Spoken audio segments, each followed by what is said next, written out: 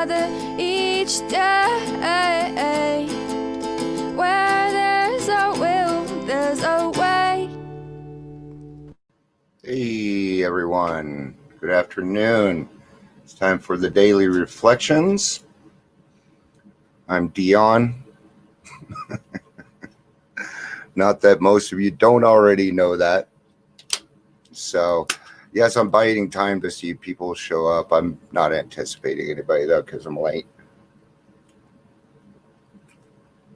Today we're going to touch on loneliness and what it's like for us. Let's just talk about it. Let's talk about it in general. And I hear this a lot. That, we could be at Mile High Stadium or some stadium celebrating Dion's life. Okay. And there could be hundreds of thousands of people there, and I can still feel lonely. Okay. And this is something that we do to ourselves. We kind of remove, I think we do it subconsciously, but we tend to remove ourselves or step on the toes so that they don't come back around, or, those types of things. And we set ourselves up for that. Towards the end of my drinking career, I didn't have drinking buddies. I drank at home by myself. Sometimes, if I had a girlfriend, she'd drink with me. Sometimes my wife would drink with me. But other than that, no. Towards the end of my drinking, I didn't feel like I applied much good in my life, and therefore I became very lonely because of it. So, but let's get into the daily reflection about it. I can always take strength and comfort from knowing I belong to a worldwide fellowship. Hundreds and hundreds of thousands just like me are working together for the same purpose. Okay? That's why we say listen for the similarities and not the differences, because we want you to hook up with like-minded people like yourself so that you have somebody to talk to when something is going on. Okay? We don't need to do this by ourselves. Okay? I'm at a point now where even I spend almost all my time by myself, but I'm never lonely. I'm never, ever lonely. It doesn't happen very often, but I certainly don't have that impending doom feeling of loneliness.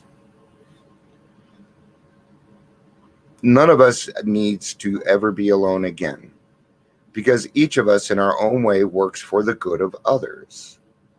We are bound together by a common problem that can be solved by love and understanding and mutual service. I'm going to throw in respect there too.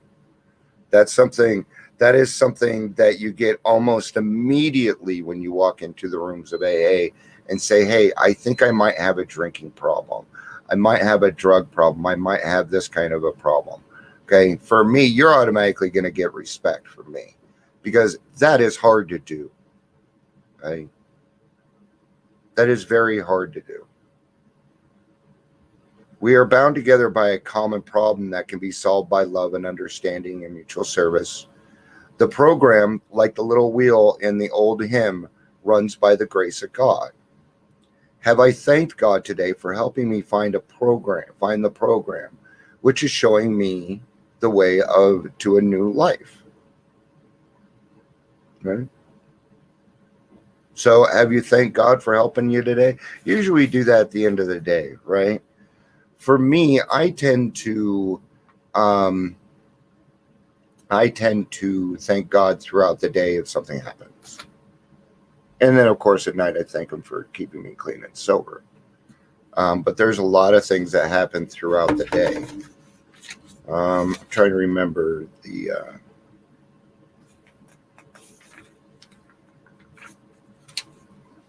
give me a second here. I meant to get this before. But I seem to have forgotten where the ninth step promises are.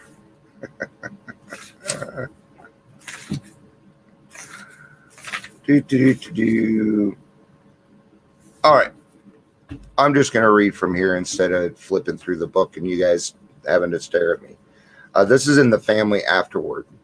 Drinking isolates most homes from the outside world. Father may have laid aside for years all normal activities, clubs, civic duties, and sports. When he renews his interest in such things, a feeling of jealousy may arise. The family may feel that they hold a mortgage on dad, so big that no equity should be left for outsiders. Instead of developing new channels of activities for themselves, mother and children demand that he stay home and make up for the deficiency. All right. So if you do have a family, okay, because when I got sober, I did. And one of the very first things that my sponsor had me do was spend quality time with my wife and kids. Okay. Because that was something that I wanted in my life. At the very beginning, the couple ought to frankly face the fact that each will have to yield here and there if their family is going to play an effective part in the new life. Okay, so the alcoholic or the addict is going to be spending a lot of time on working on themselves. This is a great time for people in the family to attend Alateen, Al-Anon, ACA. There is so much help out there for people that are affected by drugs and alcohol. New acquaintances who know nothing of alcoholism might be made and thoughtful considerations given their needs. The problem of the community might engage attention. Though the family has no religious connections, they may wish to contact with or take membership in a religious body. Alcoholics who have derided religious people will be helped by such contacts. Being possessed of a spiritual experience, the alcoholic will find he has much in common with these people, though they differ with him on many matters. If he does not argue about religion, he will make new friends and is sure to find new avenues of usefulness and pleasure. He and his family can be a bright spot in congregations. Yes. The whole family can have an effect. Okay? It's just like one alcoholic or drug addict talking to another, right? Well, when, my wife's an Al-Anon, okay? And so she talks with people that go through the same things that she did with me, okay? She has her own fellowship and I have my fellowship, right? And then we bring that fellowship together as a couple so that we can be the bright spot, so that we can be the example to our kids on how a relationship should work. We intend the foregoing as a helpful suggestion only. So far as we are concerned, there is nothing obligatory about it. As non-denominational people, we cannot make up other minds for them. Each individual should consult his own experience. Okay? So if you're new in the program, stay away from the whole religious portion or the spirituality and how you feel on it for a little bit. Wait till you get through some of the steps and build a relationship with your own higher power. Okay? Because your significant other is going to have their own higher power. And I hate to say this, but you have no business being in it. Okay? That is your significant other's relationship, and it is none of your fucking business. I'm going to repeat that. It is none of your business. Okay? Just stay out of it. Go help another alcoholic. That's what your significant other wants you to do. They want you to be happy. May my thanks be lifted to God each day for dispelling my self-inflicted loneliness. See? We bring it on ourselves. Now, I also want you to remember that alcohol is a depressant. Okay? And if you take it for too long, you're going to catch something. You're going to catch another mental illness called depression. Okay? It can look a lot like resentment, fear, anger, and all that other stuff. So let's get through the fourth and fifth step first and see if that gives us any alleviation. And if And when it does, then we know what to do. Do we need to go further with it? Do we need to see a primary care physician? Do I need to go talk to a therapist? Okay. I'm on meds. I'm going to start that. I'm going to start the prayer over. May my thanks be lifted to God each day for dispelling my self-inflicted loneliness, for warming my stoicism, for leading me to the boundless fund of friendship in the program. Today, I have a world of friends, and I do, and they're unexpected. They really are. I'm the kind of person where I keep very few friends, but I get a lot of messages from people, in everything that I do, whether I'm doing my daily reflection, whether I'm doing my podcast, if I'm going to a meeting, I am going to educate. I'm going to open this mouth and educate through my own experience. All right. I do have some book knowledge, believe it or not.